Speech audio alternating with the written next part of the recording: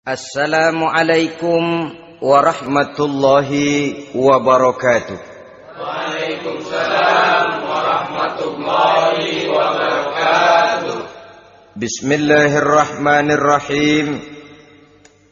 Alhamdulillahi rabbil alamin. Wassalatu wassalamu ala ashrafil anbiya'i wal mursalin, Sayyidina wa maulana Muhammadin wa ala alihi wa ashabihi al-mujahidin at-tahirin, amma ba'du. Saudara-saudara kaum muslimin seiman dan sekeyakinan yang berbahagia, pada suatu hari seketika sedang berkumpul dengan para sahabat, Rasulullah pernah memberikan peringatan. Beliau bersabda, yushiku an tada'a alaikumul umamu kama tada'al akalatu ala qas'atiha. Pada suatu saat nanti akan datang di tengah-tengah kamu, wahai umat Islam, di mana orang-orang lain di sekeliling kamu akan bersatu mengerubungi kamu seperti bersatunya orang-orang mengerubungi makanan di atas meja hidangan. Akan datang satu saat nanti di mana kondisimu dikepung sedemikian rupa, yang barat mau menerkam, yang timur mau menghantam, yang selatan mau menginjak-injak, yang utara pun akan menjelajah. Kondisimu seperti makanan di atas meja hidangan. Sebagian sahabat merasa heran dan terkejut, lalu mereka bertanya, amin qillati nahnu yawma izin ya Rasulullah? Apakah jumlah kami pada waktu itu sedikit ya Rasul? Kami sampai dikepung sedemikian rupa? Beliau menjawab, bal antum yawma izin katsir. Sama sekali tidak. Kamu tidak sedikit pada saat itu. Bahkan jumlahmu sangat banyak. Kamu adalah mayoritas. Walakinnakum ghusa'un ka ghusa'is sail. Tetapi keadaanmu saat itu persis seperti buih di lautan. Banyak tetapi centang perenang. Banyak tetapi tidak punya daya dan kekuatan. Banyak tapi dipermainkan gelombang lautan, dihempaskan ke tepian pantai tanpa punya makna dan arti. Kondisimu pada saat itu kuantitas yang tanpa kualitas, sehingga orang lain enak saja mengepung kamu. Akidahmu didangkalkan, dibanjiri dengan peradaban dan kebudayaan yang menjauhkan dari agama. Dari segi maksiat dan munkarat seluruhnya mengepung sampai kita melepaskan nilai-nilai Islam kita ini. Dan celakanya, sambung beliau, wal yanzi'anna fi qulubi aduwikumul mahabata minkum. Akan dicabut kehebatanmu di mata musuh-musuhmu, sehingga pada saat seperti itu orang lain memandangmu umat Islam enteng saja, remeh saja, tidak ada apa-apanya. Sudahlah, pokoknya umat Islam sikat saja, umat Islam enteng, umat Islam kecil, umat Islam tidak ada apa-apanya. Alangkah ironinya, alangkah menyedihkannya, memilukan dan sekaligus memalukan. Umat yang mayoritas ini dipermainkan oleh yang minoritas. Umat yang jumlahnya terbesar, terbanyak, bahkan konon menurut catatan sampai 90%, tapi dipermainkan oleh mereka kelompok-kelompok kecil ini. Wal yakzifanna fi qulubikumul wahn. Pada saat itu di hatimu dicampakkanlah penyakit wahan. Sahabat kemudian bertanya, wa mal wahnu ya Rasulullah? Apakah penyakit wahan itu ya Rasul? Beliau menjawab, hubbud dunya wa karahiyatul maut. Penyakit wahan itu tidak lain hubbud dunya wa karahiyatul maut. Terlalu cinta kepada dunia dan terlalu takut kepada mati. materialistis dan takut resiko. Dua penyakit inilah yang menyebabkan walaupun umat ini mayoritas, tapi dipermainkan oleh yang minoritas. Walaupun dia golongan terbesar, tapi nasibnya seperti makanan di atas meja makan. Dari segala macam penjuru mau menghantam dia. Saudara-saudara kaum muslimin yang berbahagia, ini merupakan analisa sosial bahwa pada satu saat nanti akan terjadi di tengah-tengah umat di mana kita dihantam dan diserbu dari segala macam penjuru. Akidah didangkalkan, peradaban dan kebudayaan dirusak, makanan dan minuman diracuni, pakaian ditelanjangi dan lain sebagainya, sampai kita melepaskan nilai Islam yang kita cintai ini. Kondisi sosial ini satu saat akan datang kepada kita. Demikian analisa dan peringatan dari Rasulullah sallallahu alaihi wasallam. Marilah sekarang kita melihat, adalah benar bahwa di zaman sekarang kita insya Allah tidak akan mengalami perang Badar sehebat yang pernah dialami oleh Rasul dan para sahabatnya. Tetapi sesungguhnya perang yang kita hadapi di zaman sekarang ini tidak kalah hebatnya dengan perang Badar, tidak kurang dahsyatnya dengan perang Uhud, tidak kurang ngerinya dari perang Khandaq. Hanya saja yang kita hadapi sekarang ini bukan ujung pedang, bukan ujung tombak, bukan ujung panah. Yang kita hadapi sekarang ini adalah perang akidah, perang ideologi, perang mempertahankan keyakinan. Yang kalau kita kalah sekarang, kita memang masih beragama. Tetapi anak kita, cucu kita, generasi yang akan hidup 5, 10, 20, 30 tahun yang akan datang, wallahu a'lam bissawab. Islam, saudara-saudaraku, tidak mungkin hilang dari dunia. Tetapi tidak mustahil Islam gulung tikar dari desa kita.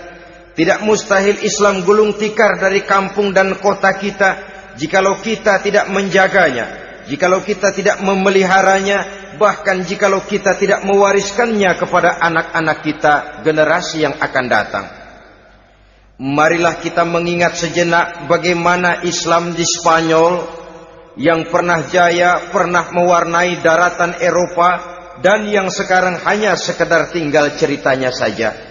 Ini pernah diperingatkan oleh Rasul dalam satu hadis, sayati ala ummati zamanun la yabqal Islam illa ismun wala minal Quran illa rasmun.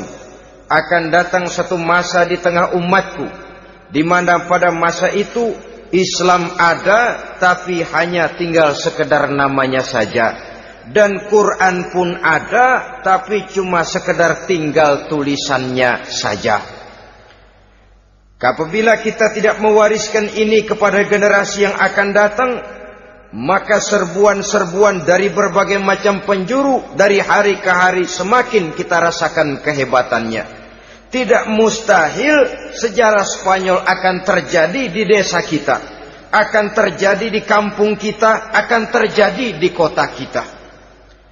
Orang Spanyol, kalau mereka cerita kepada anaknya, mereka akan cerita, nak, di sini dulu ada masjid. Kapan Pak? Dulu bener dah.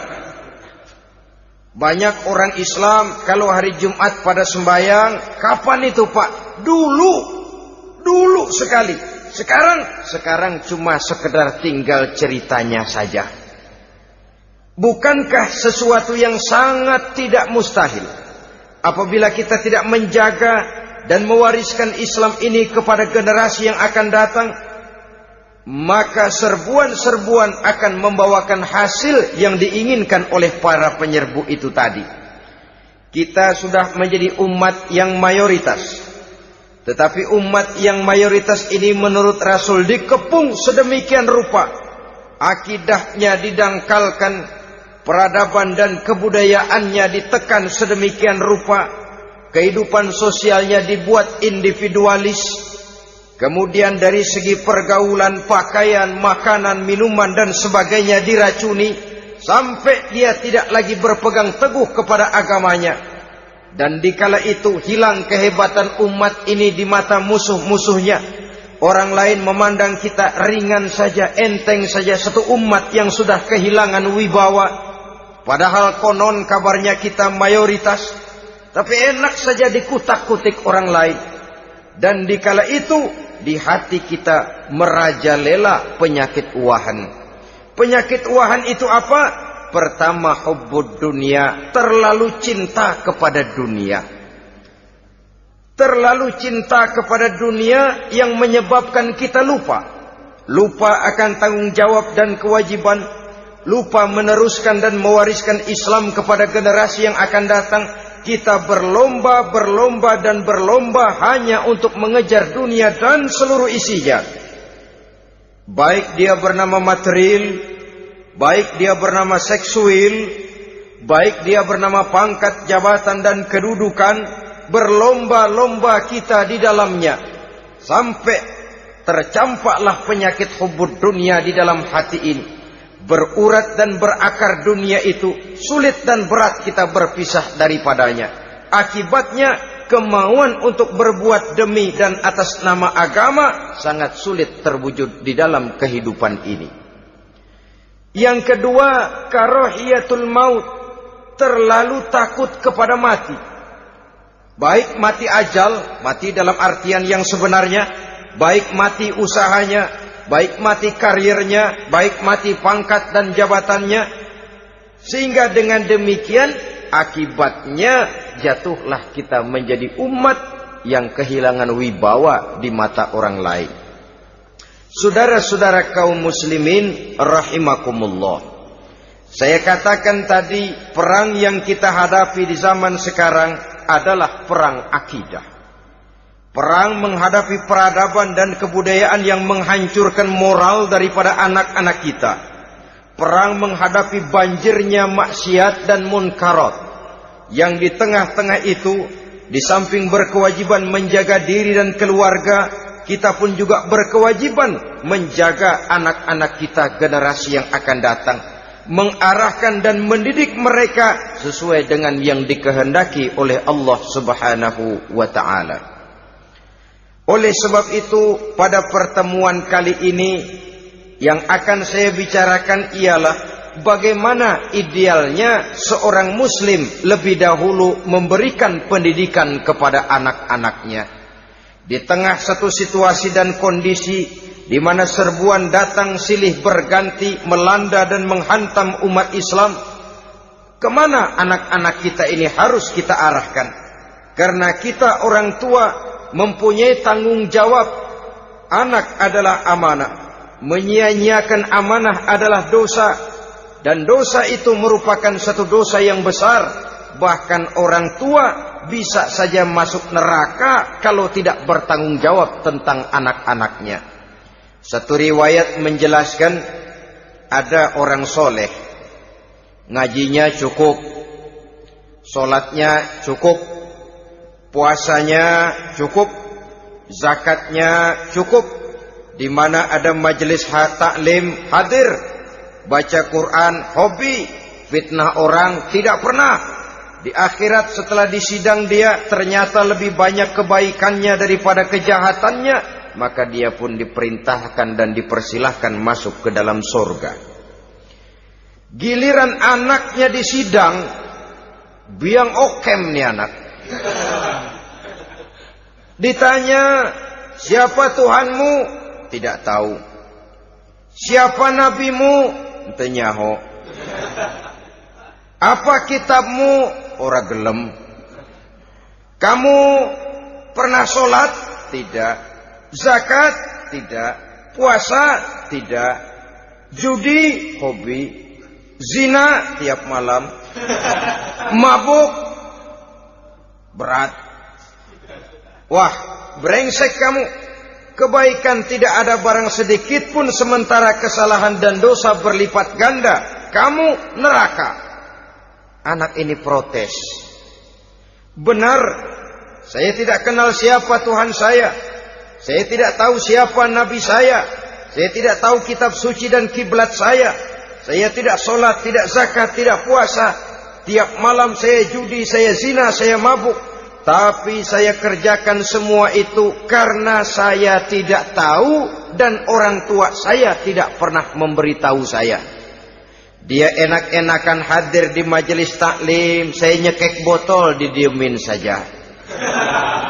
Dia enak-enakan baca Quran, saya zina, didiamkan saja. Saya bukan tidak mau, orang tua saya sama sekali tidak pernah mendidik saya. Dia mau benar sendiri. Maka kalau sekarang saya harus masuk ke dalam neraka, saya menuntut agar orang tua saya ikut sama-sama bergabung dengan saya ke dalam neraka. Gara-gara dia tuh saya jadi begini. Orang tuamu yang mana? Tuh, yang barusan mau ke surga. Ini orang tua yang sudah mau berangkat ke surga dipanggil. Sebentar dulu, Mas. Ini benar anak kamu? Iya, Pak. Waktu di dunia kamu tidak pernah ajarin dia ngaji? Sampai dia tidak kenal Tuhannya, tidak kenal nabinya, tidak kenal kiblat dan kitab sucinya? Iya, Pak. Dia tidak sholat, kamu diamkan saja. Dia tidak puasa, tidak zakat, kamu bersikap masa bodoh. Bahkan dia judi, dia zina, dia mabuk, kamu pun berdiam diri saja. Iya, Pak. Tahukah kamu bahwa anak ini adalah amanah? Menyia-nyiakan amanah artinya khianat, dan khianat adalah dosa yang sangat besar. Kamu tidak bertanggung jawab, maka kamu, anakmu gabung ke dalam neraka. Saudara-saudara kaum muslimin rahimakumullah, itu sebabnya Allah pesan benar-benar, ya ayyuhalladzina amanu qu anfusakum wa ahlikum nara. Hai orang-orang yang beriman, jaga dirimu dan keluargamu, istri, anak, orang-orang yang menjadi tanggung jawab dan kewajiban kita, jaga dan pelihara mereka dari api neraka. Saudara-saudara kaum muslimin, lalu kalau kita orang-orang tua yang hidup di zaman sekarang ini sudah sering beristighfar, mengurut dada, melihat situasi, membaca peta keadaan, konon tantangan yang akan dihadapi oleh anak-anak kita 15, 20, 25 tahun yang akan datang jauh lebih berat dari apa yang kita hadapi sekarang ini. Maka adalah wajar jika kita sebagai orang tua yang cinta kepada agama, cinta kepada anak-anak kita, berpikir untuk mewariskan nilai-nilai yang luhur ini kepada anak-anak kita generasi yang akan datang. Bagaimana pada mulanya kita harus mendidik mereka? Mari kita telusuri apa yang dicontohkan oleh Al-Quranul Karim. Orang-orang tua bijaksana yang diceritakan dalam Al-Quran, kalau sudah berpikir tentang anak-anaknya generasi yang akan datang, pendidikan pertama yang diberikan kepada anaknya ternyata adalah persoalan akidah. Nabi Ibrahim, pertanyaan yang paling merisaukan beliau buat anak cucunya ialah, ma ta'buduna min ba'di. Saudara bisa lihat surah Al-Baqarah ayat 133. Anak-anakku, kalau pada satu saat nanti aku, ayahmu ini sudah tidak ada lagi, meninggalkan kamu semua, meninggalkan kehidupan dunia ini, ma ta'buduna min ba'di, apa yang akan kamu sembah nak kalau ayah sudah tidak ada lagi? Jikalau ayahmu sekarang masih rajin ke masjid, melakukan rukuk dan sujud, i'tikaf dan membaca Quran, kalau satu saat ayahmu meninggalkan dunia ini, masihkah engkau mau ke dalam masjid? Masihkah engkau rukuk dan sujud? Masihkah engkau i'tikaf? Ma ta'buduna min ba'di, apa yang akan kamu sembah kalau aku ayahmu tidak ada lagi nak? Ditanamkan bukan hanya keyakinan bertauhid, sekaligus juga menyembah kepada Allah yang kita yakinkan dengan tauhid itu tadi. Bukankah berbeda dengan kita kebanyakan orang tua sekarang? Kita tidak pernah berpikir ma ta'buduna min ba'di. Kalau bapak tidak ada, kamu nyembah apa nak? Kita orang tua sekarang pagi-pagi malah berpikir ma ta'kuluna min ba'di. Kalau bapak enggak ada, kamu nanti makan apa nak? Bukan nyembah apa yang kita pertanyakan, bukan nyembah apa yang kita khawatirkan, makan apa nak? Maka yang dicari lalu sekolah-sekolah yang bonafit, yang tidak peduli apakah itu merusak imannya, mematikan akidahnya, menghancurkan keyakinannya. Yang penting ada jaminan hari depan bisa dapat lapangan kerja. Akibatnya berduyun-duyun orang-orang tua muslim menyekolahkan anaknya di sekolah-sekolah yang bukan Islam, yang nyata-nyata membahayakan akidahnya. Dididik dengan kultur dan budaya yang bertentangan dengan nilai-nilai agamanya. Bukankah ini berarti merelakan anak untuk dikafirkan? Bukankah ini artinya menyerahkan anak untuk ditulis menurut selera para pendidik yang tidak sesuai dengan nilai akidah yang dimilikinya? Mengapa kita tidak berpikir seperti Nabi Ibrahim, yang sebelum memberikan pendidikan kecerdasan, sebelum pendidikan matematika, IPS, PSPB dan disiplin ilmu lainnya, yang pertama ditanamkan ma ta'buduna min ba'di.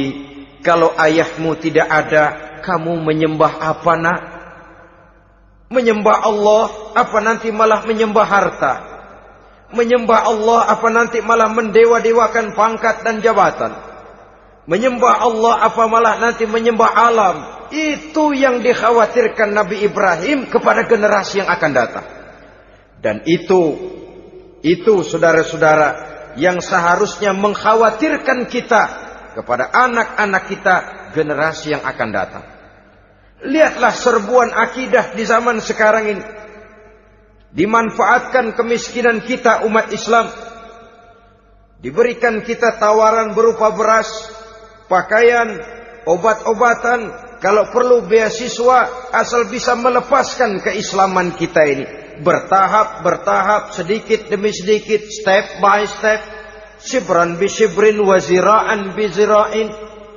Dan harus saya ingatkan, orang di zaman sekarang tidak mungkin menghantam Islam secara frontal. Tidak mungkin menghantam Islam terang-terangan, apalagi mengerahkan satuan militer. Tidak. Orang berhitung bagaimanapun kondisi dan kualitasnya umat Islam, mereka masih punya satu modal penting, fanatisme agama. Kalau ini disulut, api jihad segera berkobar, dan hanya maut yang bisa menghentikan orang yang dibakar dengan semangat jihad. Orang tahu itu.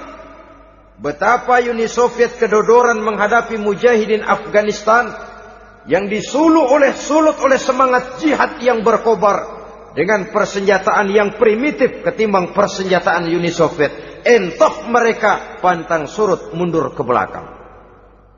Jadi jangan mimpi bahwa orang mau menghantam Islam ini dengan melarang pengajian, meruntuhkan masjid, menyegel pondok pesantren. Tidak.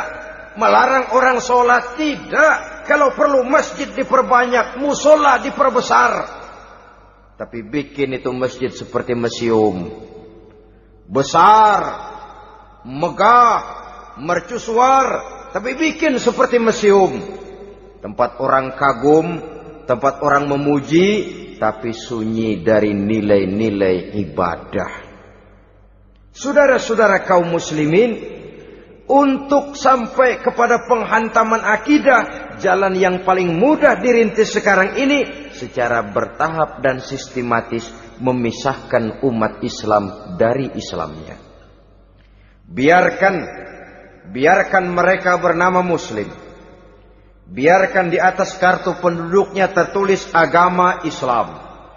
Tapi tanamkan budaya-budaya yang menyebabkan cara bergaul mereka, cara berumah tangga mereka, cara bertetangga mereka, sampai kepada cara mereka berpakaian, cara mereka bergaul, cara mereka makan dan minum, cara mereka mendidik dan menyekolahkan anak sama sekali tidak lagi mencerminkan nilai-nilai yang islami.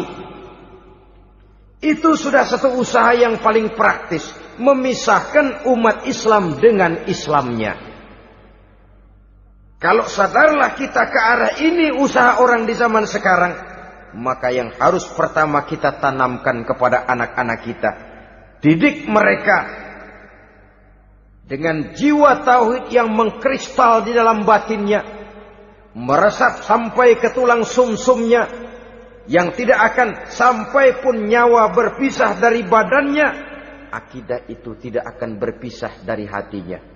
Bahkan dia sanggup dengan tegar berkata, lebih baik saya melarat karena mempertahankan iman daripada hidup mewah dengan menjual akidah. Satu khittah, satu garis kehidupan yang perlu kita wariskan kepada anak-anak kita, generasi yang akan datang. Dahulu ada satu tradisi, saudara-saudara. Kalau anak gadis kita dilamar orang lalu bertanya, anakmu mau ngelamar gadis saya, apa sudah khatam Quran berapa kali? Apa sudah bisa baca kitab macam-macam dan lain sebagainya? Sehingga lahirlah satu kebanggaan. Apapun motifnya, tapi pertanyaan semacam ini zaman sekarang sudah langka. Paling-paling yang ditanya kalau anaknya dilamar orang, anakmu kerja di mana? Gajinya sebulan berapa? Kendaraannya bebek apa soang? Apa-apa? Itu yang kita pertanyakan, berkisar di seputar materi, kerja, job, status sosial, dan lain sebagainya. Perkara bisa baca Quran atau tidak, nomor 18. Perkara sembahyangnya rajin apa tidak, nomor 36. Saudara hadirin, akibatnya terjadi pergeseran nilai. Maka mendidik anak menurut tuntunan Quran adalah seperti yang diberikan contoh oleh Luqmanul Hakim, yang diceritakan dalam surah Luqman mulai ayat 11 dan selanjutnya. Apa pendidikan pertama yang harus kita berikan kepada anak?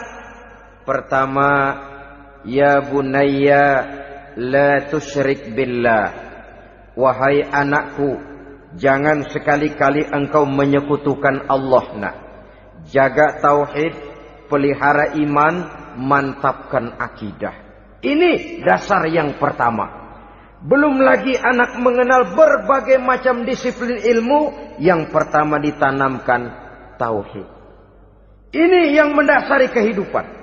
Ini yang akan menjadi mewarnai dan menjadi warna dari kepribadian seseorang.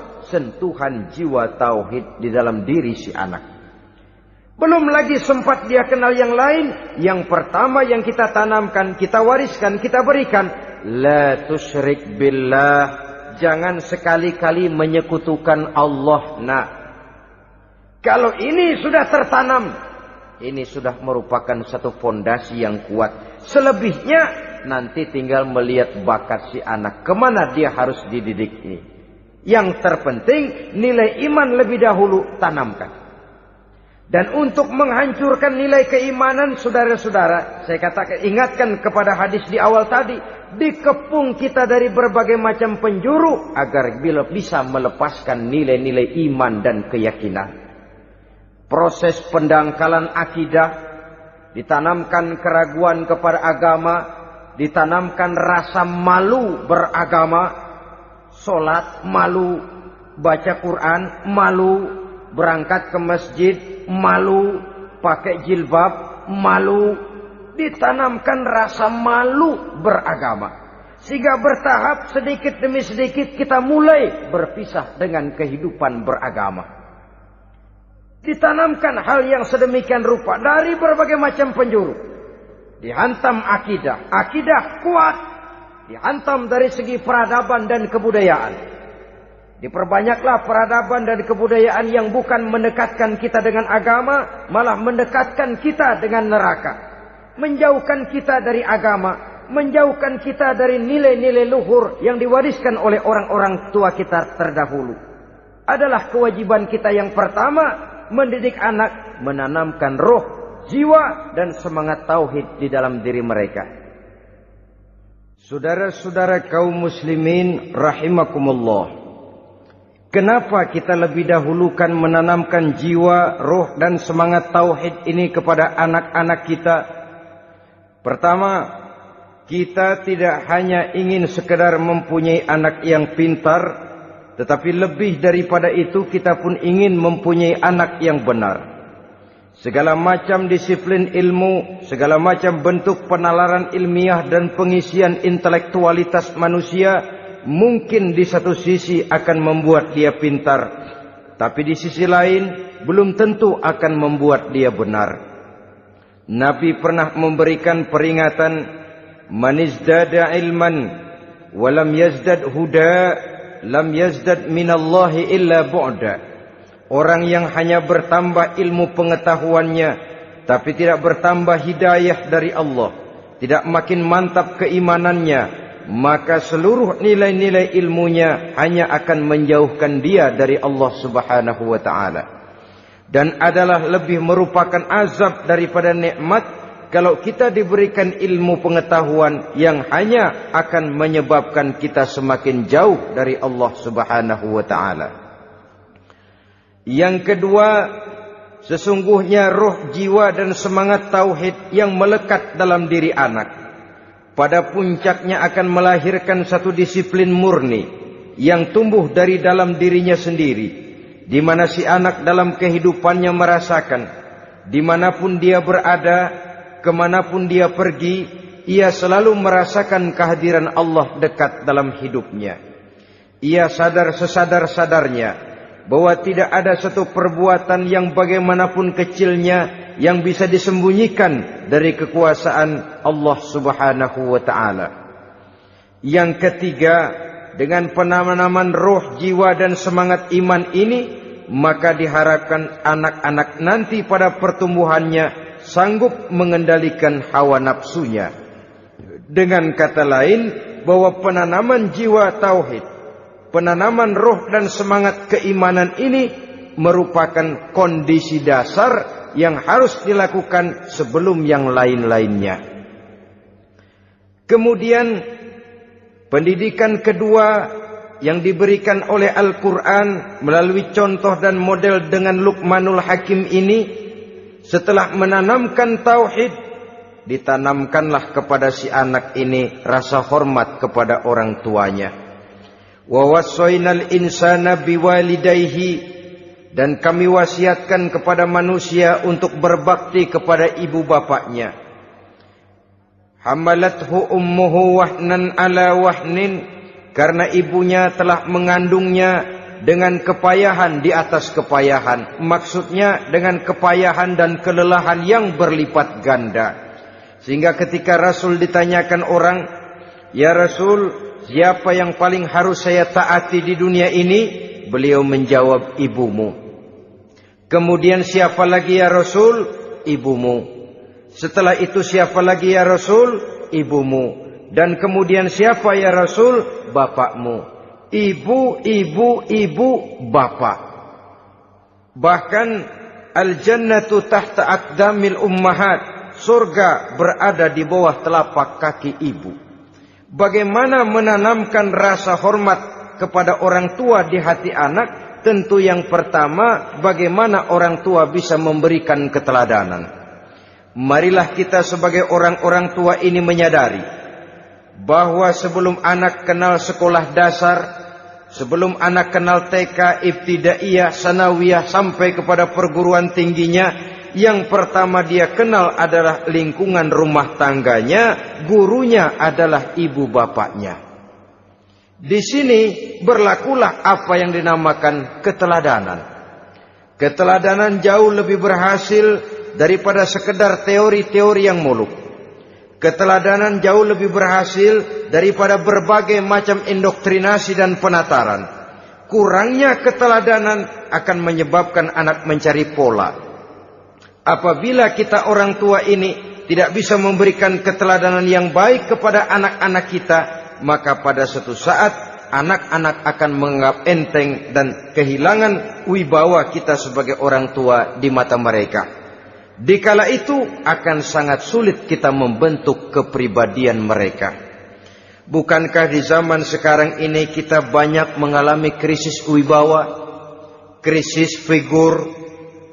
Ada yang karena rapotnya merah melulu, gurunya dikeroyokin. Pak guru pulang sekolah dicegat. Bahkan nyaris ada orang tua pernah dibunuh oleh anaknya sendiri. Dan lain sebagainya, kasus-kasus yang sebenarnya tidak perlu terjadi. Karena memang bukan saja bertentangan dengan nilai budaya kita sebagai bangsa, tapi juga bertentangan dengan ajaran agama kita sendiri. Krisis wibawa, krisis figur, yang juga akibatnya harus kita sadari banyak faktor yang membentuk kepribadian anak. Pergaulannya, yang dibacanya, yang ditontonnya, yang disaksikannya di dalam kehidupan. Benar kita menyekolahkan mereka, tapi berapa jam mereka di sekolah? 6 jam, 7 jam paling lama. Sedangkan mereka hidup 1 hari 1 malam 24 jam. Kalau cuma 7 jam di sekolah, ini berarti lebih banyak dia di luar sekolah. Dan di luar sekolah itu artinya ya rumah tangganya, ya temannya, ya lingkungan di mana dia tinggal, yang seluruhnya sangat besar pengaruhnya dalam ikut membentuk kepribadian anak-anak kita. Saya katakan tadi, di samping kita menghadapi perang akidah, kita pun berhadapan di dalam perang menghadapi peradaban dan kebudayaan yang bukan saja menjauhkan kita dari agama, tetapi sanggup menghancurkan moral daripada anak-anak kita. Secara pribadi, saudara-saudara, saya iri, saya kagum misalnya dengan kemajuan yang diperoleh oleh negara tetangga kita, Jepang misalnya. Padahal tahun 45 ia pun hancur lebur oleh meledaknya atom di Hiroshima dan Nagasaki. Tapi bagai satu tenaga raksasa kemudian Jepang bangkit menjadi satu negara superpower di Asia. Bahkan gurunya saja Amerika sekarang ini kewalahan menghadapi perang dagang dengan Jepang ini. Dan yang menarik, Jepang bisa maju dan modern dengan tetap menjadi Jepang, tanpa harus kehilangan identitasnya sebagai satu bangsa, tanpa harus kehilangan kepribadiannya sebagai satu bangsa. Sebagai negara yang sedang berkembang, kita sering latah. Kita ingin meniru Barat, tapi bukan teknologinya, westernisasinya yang kita tiru. Bukan isinya, kulitnya yang kita ambil. Akibatnya apa? Modernnya belum, orangnya sudah Barat.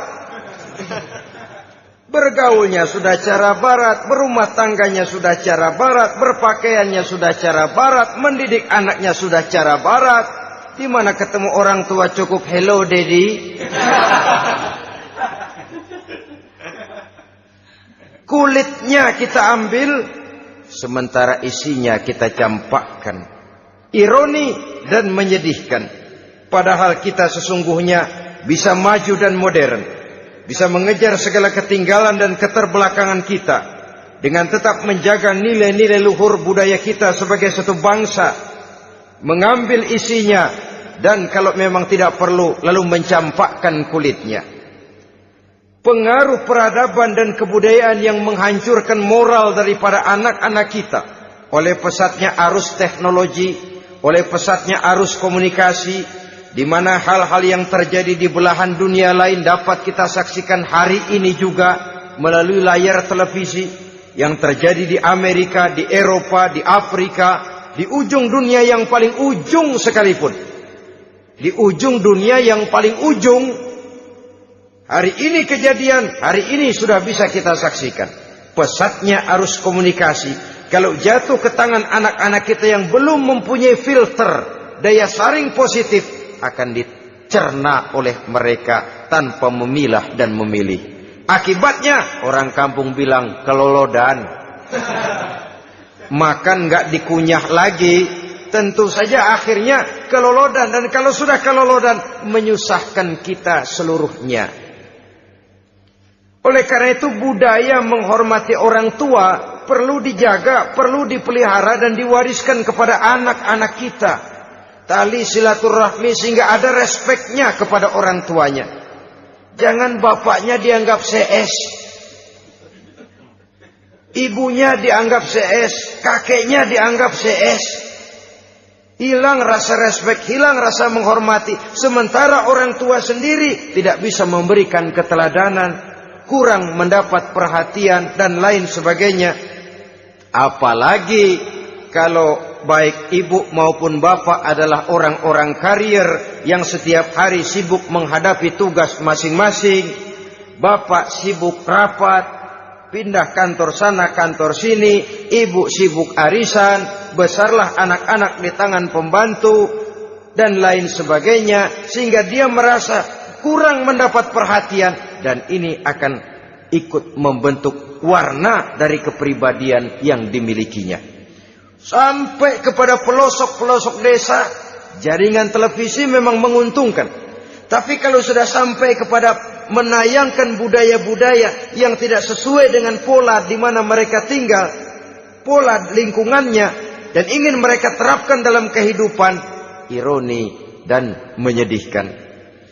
Maka sering dikatakan, jikalau ABRI masuk desa, rakyat beruntung. Jikalau listrik masuk desa, rumah jadi terang. Jikalau koran masuk desa, rakyat jadi cerdas. Jikalau hakim masuk desa, rakyat lalu sadar hukum. Tapi jikalau maksiat dan munkarat masuk desa, minuman keras masuk desa, judi masuk desa, pelacuran masuk desa, rakyat tentu kiamat. Dan kita harus punya budaya untuk memilah dan memilih, mempunyai filter untuk jadi daya saring positif. Oleh karena itu saudara-saudara, tahap kedua setelah menanamkan jiwa tauhid kepada anak, tanamkan rasa hormat kepada orang tuanya. Orang tua itu ibu bapaknya, orang tua itu guru-gurunya yang mengajarkan dia, atau yang dianggap tua yang lebih senior dari dia. Karena tidak ada satu peradaban yang berdiri sendiri. Bagaimanapun maju dan modernnya kita sekarang, tentu merupakan mata rantai yang berkaitan dari generasi terdahulu. Ini yang kedua. Setelah tauhid, berbakti kepada ibu dan bapak. Tidak ada satu kebahagiaan yang bisa ditegakkan di dunia ini tanpa doa, tanpa restu daripada ibu dan bapak. Ini keramat hidup. Doanya dikabul Allah dan kutuknya juga dikabul oleh Allah Subhanahu wa ta'ala. Jadi mendidik anak setelah menanamkan jiwa tauhid, menanamkan rasa hormat dan taat berbakti kepada ibu bapaknya. Itu yang kedua. Kemudian yang ketiga, melalui model Luqman, Quran mendorong kita untuk mendidik anak, menanamkan etika otonom. Apa itu? Ya bunayya, innaha intakum mithqala habbatin min khardalin, fatakun fi sakhratin aw fis samawati aw fil ardi, ya'ti biha Allah. Wahai anakku, sesungguhnya kalau ada satu kebaikan yang kamu kerjakan, kecil, tidak nampak oleh pandangan mata yang zahir, yang kecil itu tersembunyi di puncak langit, di dasar bumi yang paling dalam, atau di tengah batu hitam sekalipun, Allah pasti mengetahuinya dan pasti akan memberikan balasan yang seadil-adilnya. Pendidikan apa ini? Pendidikan moral, menanamkan etika otonom. Nah, kau berbuat baik jangan karena dilihat orang. Kau tidak mau melakukan kejahatan, jangan cuma karena ada polisi. Kalau ada polisi kau tidak mau jahat, kucing juga begitu. Coba lihat kucing, taruh ikan asin di piring kaleng, tongkrongin. Aduh, kucing kalem, sopan, tenang. Sedikit kita lengah, habis ikan digarap.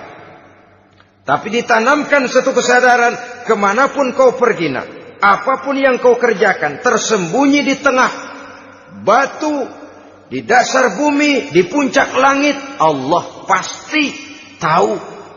Dalam bahasa yang ringan, nak, Kita ini diawasi oleh 2 hiperkomputer yang maha sensitif. Produksi langit, mereknya Rokib dan Atid. Itu komputer yang sangat peka dan sensitif. Jangankan kita berbuat, kita berniat baik saja, komputer sudah nyatat sendiri. Inilah yang orang sekarang namakan waskat, pengawasan malaikat. Kalau hidup sudah merasa diawasi oleh malaikat, waskat berhasil. Tapi kalau waskat sudah diawasi malah nekat, itu yang gagal. Atau yang diawasi dan yang mengawasi sama-sama sepakat, itu juga bisa cincai. Saudara-saudara kaum muslimin rahimakumullah. Waskat dalam pengertian kita muslim, bagaimana hidup ini merasakan diawasi oleh malaikat. Intelektualitas yang tinggi sekalipun, IQ yang nilainya plus sekalipun, disiplin ilmu yang bagaimanapun banyak yang memenuhi benak kita, tanpa diiringi oleh etika otonom, orang sering mencari celah dan kesempatan. Mencari celah dan kesempatan. Tapi kalau sudah merasa, kemanapun saya pergi, dimanapun saya berada, kebaikan bagaimanapun sekecilnya saya lakukan, toh Allah pasti akan memberikan balasan. In khairan fa khairun, wa in syarran fa syarrun. Jikalau baik, baik balasan yang kita terima. Jikalau jahat, jahat kejahatan yang kita terima. Kalau sudah ke arah ini kita berpikir, maka sesungguhnya kalau kita berbuat baik kepada orang lain, hakikatnya kita sudah berbuat baik kepada diri kita sendiri. Lalu tidak ada merasa rugi berbuat baik kepada orang. Karena manakala dia melakukan kebaikan kepada orang lain, artinya dia sudah berbuat baik untuk dirinya sendiri. Jadi setelah tauhid, kemudian berbakti kepada ibu bapak, yang ketiga baru pendidikan tentang akhlak, tentang moral. Pola ini yang sering terlupakan oleh kita. Bahwa bagi kita itu pendidikan tidak lain upaya mencerdaskan otak anak. Jangan sampai sebab ini kelihatannya pembangunan makin maju, persaingan hidup makin tajam, tensi ekonomi semakin tinggi. Sementara jumlah tenaga kerja dengan lapangan kerja yang tersedia jauh dari mencukupi. Jikalau tidak membekali anak dengan pendidikan yang menunjang lapangan pekerjaan, orang tua khawatir, takut sekali anaknya jadi gelandangan. Dikhawatirkannya kehidupan dunia ini, sementara dia lupa kalau anaknya bisa jadi gelandangan di akhirat. Padahal selama-lamanya gelandangan di dunia, paling seumur manusia itu 60 tahun, 70 tahun lah umur orang sekarang. 70 itu sudah luar biasa itu. Tapi kalau harus menggelandang di akhirat, menjadi gelandangan di akhirat, alangkah menyedihkannya. Apakah akan kita korbankan satu kehidupan yang langgeng, abadi, cuma karena tertipu oleh fata morgana dan kamuflase? Kita korbankan yang sedikit, kita korbankan yang besar karena kita memilih yang sedikit. Dalam bahasa Al-Quran memang pernah diceritakan hidup ini hakikatnya perlombaan, saudara-saudara. Perlombaan. Dan di dalam perlombaan itu ada yang menang, ada yang kalah. Al-Quran lalu memberikan peringatan. Alhaakumut takatsur. Kamu telah lalai karena berlomba-lomba memperbanyak harta, mempertinggi pangkat dan kedudukan, hatta zurtumul maqabir, sampai kamu akan masuk ke liang kubur baru sadar. Apalagi kalau nafas sudah sampai di tenggorokan, persis Fir'aun sudah tenggelam di lautan merah, mau mampus, baru dalam sekaratnya amantu bi Rabbi Musa wa Harun. Kalau begini caranya, saya juga percaya kepada Tuhan Musa dan Harun. Percaya kepada Allah. Sudah mau mati, baru amantu bi Rabbi Musa. Kami percaya kepada Tuhan Nabi Musa, kata Fir'aun. Malaikat maut kesal benar, dilelepin terus di laut. Mampus lu sekalian. Hidup ini memang kita berlomba.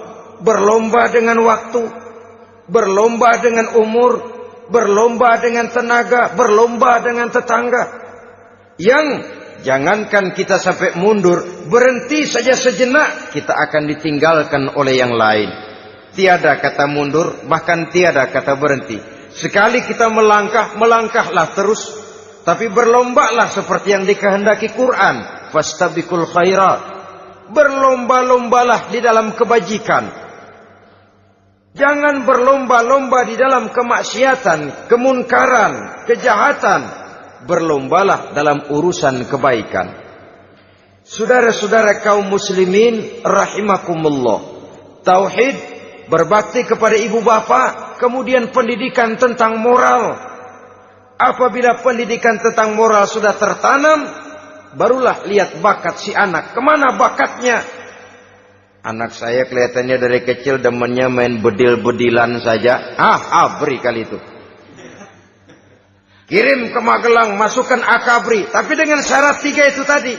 Iman sudah tertanam, rasa bakti kepada ibu bapak sudah ada, dan punya nilai moral. Sehingga boleh jadi nanti dia menjadi jenderal yang beriman, yang berbakti kepada ibu bapaknya, dan punya moral yang tinggi. Kan lebih baik rakyat rendah tapi akhlaknya tinggi daripada pejabat tinggi tapi moralnya rendah. Jauh lebih baik rakyat rendah punya moral tinggi ketimbang pejabat tinggi punya moral rendah. Nilai moral ini yang jadi ukuran dan barometer di masyarakat. Yang ini yang sering kita lupakan. Bahwa kehancuran satu bangsa dimanapun di dunia ini selalu dimulai dengan kehancuran moral daripada bangsa itu sendiri. Sekarang membina nilai moral ini berat. Gadis kita, remaja, putri diberikan pakaian jilbab, mungkin dia sendiri masih setengah-setengah, ditambah lagi oleh ledekan temennya. Jilbab lah kuno. Bau sorga lah, bau masjid lah, bau menyan lah. Ditanamkan rasa malu untuk hidup dekat dengan agama. Kalau moral semacam ini sudah tertanam, sedikit demi sedikit kita mulai mengucapkan selamat tinggal kepada agama. Dan kemalangan apa yang lebih malang kalau kita sudah jauh dari agama ini? Bukankah Islam telah menyelamatkan manusia dari penyakit jahiliyah dan membawanya kepada satu kehidupan yang maju dan modern? Kalau kita tinggalkan Islam ini, bukankah artinya kita akan kembali kepada satu zaman jahiliyah? Hanya saja jahiliyah itu berada di abad modern. Versinya tentu lebih modern. Kalau zaman jahiliyah dulu mabuknya pakai arak, zaman sekarang sudah macam-macam orang bisa mabuk. Kalau zaman jahiliyah dulu anak perempuan dikubur hidup-hidup, zaman sekarang kadang-kadang belum sempat lahir ke dunia, malah sudah dibunuh lebih dahulu. Versinya saja yang berbeda. Kalau di zaman jahiliyah dahulu manusia menyembah batu yang bernama Latta, Uzza, Manat, dan Hubal. Di zaman jahiliyah modern sekarang ini, orang sering menyembah kepala bagiannya, sering menyembah atasannya, sering menyembah komputer, sering menyembah teknologi modern yang lebih diyakininya daripada Allah sebagai keyakinan sentral di dalam hidupnya. Saudara-saudara kaum muslimin rahimakumullah. Jadi yang ketiga, nilai moral yang ditanamkan kepada anak-anak kita supaya dia bisa menghadapi tantangan-tantangan hidup yang semakin berat ini dengan tetap berpegang teguh kepada nilai-nilai moral yang diwarnai oleh jiwa keimanannya yang bersumber dari ajaran agamanya. 3. Kemudian yang keempat, barulah tatanan kehidupan sehari-hari. Apa kata Luqman? Ya bunayya aqimis shalah. Setelah bertauhid, berbakti kepada ibu bapa, punya nilai moral. Ya bunayya aqimis shalah. Nak, dirikan solat. Rumah tangga muslim. Anak berumur 7 tahun sudah berani meninggalkan solat. Kata Nabi, pukul. Bukan untuk menyakiti, untuk mendidik. Karena sayang kepada anak. Saudara-saudara, kita khawatir betul kepada anak. Kalau dia pulang dari sekolah, buru-buru kita sebagai orang tua bertanya, sudah makan nak? Sudah istirahat nak? Tapi jarang kita sebagai orang tua melontarkan, sudah sholat nak? Bahkan kita bisa memberikan sugesti kepada anak. Nah, kalau kau naik kelas 1 sampai naik ke kelas 2, bapak beliin sepeda. Tamat SD nak, motor. Tamat SMP nak, ke Bali kita. Tamat SMA nak, Singapura. Saudara-saudara, tapi kalau untuk urusan sholat misalnya, kita tidak pernah memberikan sugesti kepada anak-anak kita. Nah, kalau kau hafal Fatihah lengkap dengan artinya, bapak beliin sepatu. Nah, kalau kau bisa sholat dengan baik, cukup syarat rukunnya, bapak beliin sepeda. Ada rangsangan, ada sugesti yang membuat anak lebih tergerak untuk hidup dalam suasana keagamaan.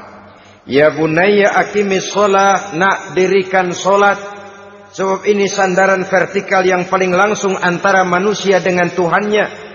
Menyadari bahwa sepanjang yang bisa dilakukan oleh manusia hanyalah berusaha, dan kepastian sepenuhnya ada di tangan Allah. Dengan sholat kepribadianmu diperteguh. Dengan sholat sandaran vertikalmu kepada Allah diperkuat. Dan pada waktunya nanti Al-Quran memberikan bimbingan. Hendaklah minta tolong kepada Allah dengan sabar dan tetap mendirikan sholat. Ya bunayya aqimis sholat. Setelah itu wa'mur bil ma'rufi wanha 'anil munkar. Tegaklah membina yang ma'ruf, tegaklah mencegah yang munkar. Ini sikap hidup sudah. Sholat tadi tugas hidup. Lalu sikap hidup tampil di tengah masyarakat, membina yang ma'ruf, mencegah yang munkar sesuai dengan kesanggupan masing-masing. Bukankah setiap kita kepingin punya anak yang bermanfaat, setidaknya bagi keluarganya, syukur kalau bisa bagi lingkungannya, bagi masyarakat, bangsa dan negaranya. Dan satu di antara tanda orang yang bermanfaat, kalau dia bisa hidup menjadi penganjur yang ma'ruf dan pencegah yang munkar. Dan itu kalau tidak ada hidayah, sulit orang mau melaksanakan itu. Sebab apa? Ada kecenderungan belakangan ini di mana agama dianggap urusan pribadi. Sehingga orang lalu sering bilang, jangan bawa-bawa agama dah, itu kan bukan urusan agama. Ini sudah ciri berpikirnya sekuler. Jangan bawa-bawa agama. Agama urusan pribadi, artinya orang mau sholat mau enggak jangan bilang apa-apa dah. Urusan dia sendirian. Dia mau puasa dia enggak, merdeka saja, urusan pribadi. Agama bukan persoalan pribadi. Apalagi jika sudah menyangkut amar ma'ruf dan nahi munkar. Siap menegakkan yang baik, mencegah yang munkar untuk tegaknya satu masyarakat yang diwarnai oleh kebaikan dan terhindar dari segala macam kejahatan. Dan terus ayat-ayat selanjutnya mencerminkan sikap hidup. Namun yang intinya cara mendidik anak yang baik yang dicontohkan oleh Al-Quran dengan Luqmanul Hakim sebagai model. Pertama, tanamkan tauhid. Yang kedua, tanamkan rasa hormat dan berbakti kepada ibu bapaknya. Yang ketiga, tanamkan moral, nilai akhlak yang tinggi. Setelah itu yang keempat, biasakan hidup dalam suasana keagamaan. Kontrollah sholatnya, kontrollah baca Qur'annya, kontrollah puasanya di bulan Ramadan. Ajaklah anak-anak sholat berjamaah, sehingga dengan demikian dia terbiasa oleh satu suasana yang mendekatkan dia dengan nilai agamanya. Dari sana diharapkan nilai-nilai ilmu yang didapatnya dari bangku sekolah akan menciptakan keseimbangan dengan yang ditanamkan oleh orang tuanya dalam bentuk yang dijelaskan oleh surah Luqman itu tadi. Sehingga apabila keseimbangan ini terwujud, akan menjalin keseimbangan dalam pola berpikir, dan keseimbangan dalam pola berpikir akan melahirkan keseimbangan dalam perbuatannya. Terwujudlah kita harapkan insan yang fid dunya hasanah wa fil akhirati hasanah. Inilah harapan kita semua. Mudah-mudahan Allah memberikan kekuatan kepada kita untuk mewariskan nilai-nilai yang baik kepada generasi yang akan datang. Sehingga esok harus lebih baik daripada hari ini, dan lusa harus lebih baik daripada hari esok. Terima kasih atas perhatian saudara. Mohon maaf atas segala kekurangan. Usikum wa nafsi bitaqwallah. Wassalamualaikum warahmatullahi wabarakatuh.